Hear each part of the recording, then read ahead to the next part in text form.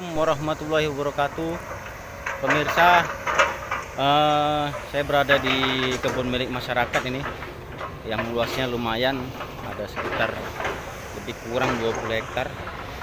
Nah, itu di hadapan saya disisakan 5 hektar yang dipelihara.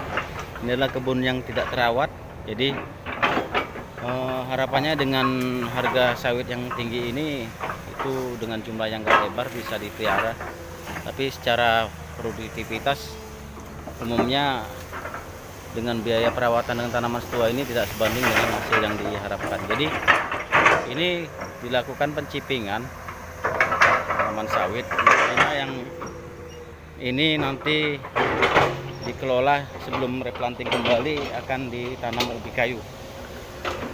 Tanam ubi kayu lumayan luasnya, karena produktivitas ubi kayu selama 1 hektar itu bisa menghasilkan 40 ton yang sudah fakta yang sudah kita laksanakan. Jadi saya di sini akan menjelaskan ada beberapa hal yang harus dipahamin oleh petani, kenapa tanaman kelapa sawit kita itu harus direplanting. Alasannya harus diplanting itu yang pertama karena produktivitas daripada tanaman kelapa sawit ini rendah, sudah rendah dan juga tidak memadai dengan hasil yang diharapkan. Yang kedua, dari jumlah tegakan tanaman sawit yang ada ataupun standar pokok rata-rata per hektar itu sudah lebih rendah, umumnya di bawah 60-70 pokok per hektar sudah tidak produktif. Nah, yang ketiga tadi itu karena tingginya tanaman sawit ini sudah umur 29 tahun lebih ini, maka biaya panennya akan tinggi. Biaya tukang potong buahnya itu akan tinggi. Kenapa?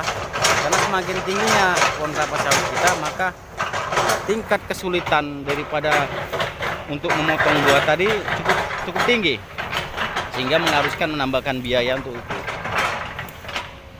Nah, itulah yang ketiga tadi.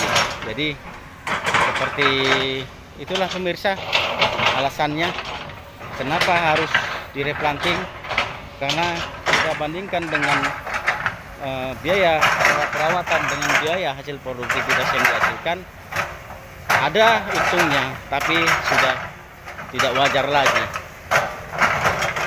Nah, seperti ini dilakukan pencipingan mengikuti jalur daripada barisan tanaman.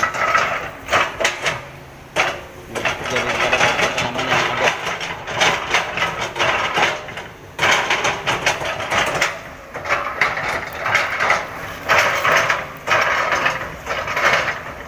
Nah, di satu sisi di sini saya jelaskan, apabila petani hendak melakukan replanting, kan sudah direncanakan, maka 1 tahun sebelum dilaksanakan replanting, maka petani tidak boleh melakukan pemupukan. Kenapa? Karena dampak daripada pengaruh daripada pupuk tadi akan berpengaruh minimal setahun. Minimal setahun, 1-2 tahun akan berpengaruh lah dampak pupuk tadi. Jadi sehingga kalau seandainya petani melakukan pemupukan, 1 tahun ke depan akan melakukan penumbangan, maka pupuk itu akan sia-sia. Kita akan mengeluarkan biaya. Seperti itu ilmunya untuk petani. Jadi kalau hendak melakukan replanting, stop lakukan pemupukan, karena kita akan melakukan pekerjaan yang sia-sia.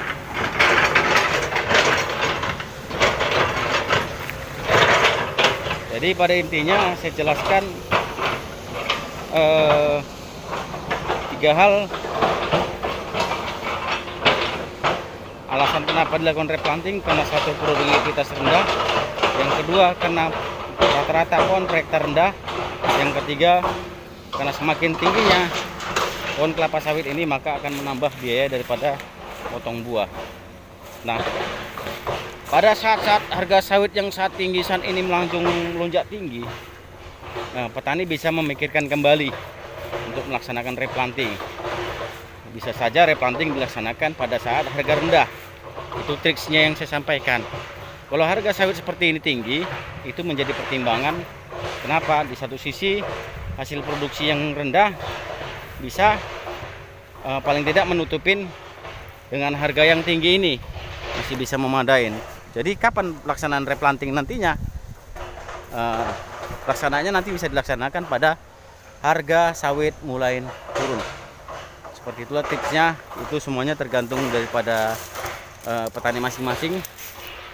Yang penting pada intinya, kalau tanaman kelapa sawit kita sudah tidak produktif lagi, maka obatnya hanya satu, kita melakukan replanting kembali pada generasi kedua dengan syarat-syarat apa saja. Ya, kita harus menggunakan sistem olah tanah yang baik, yang seperti saya sampaikan sebelumnya.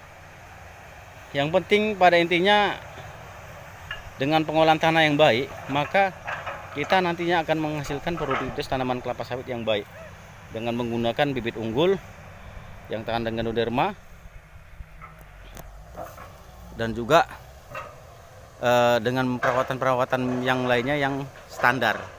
Itulah harapan kita bagi petani kita, karena semakin baiknya harga sawit ini jadi menambah semangat bagi petani sawit Indonesia, petani sawit kita, untuk tetap bertahan menanam kelapa sawit.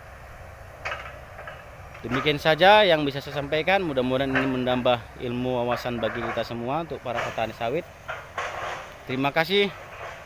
Assalamualaikum warahmatullahi wabarakatuh.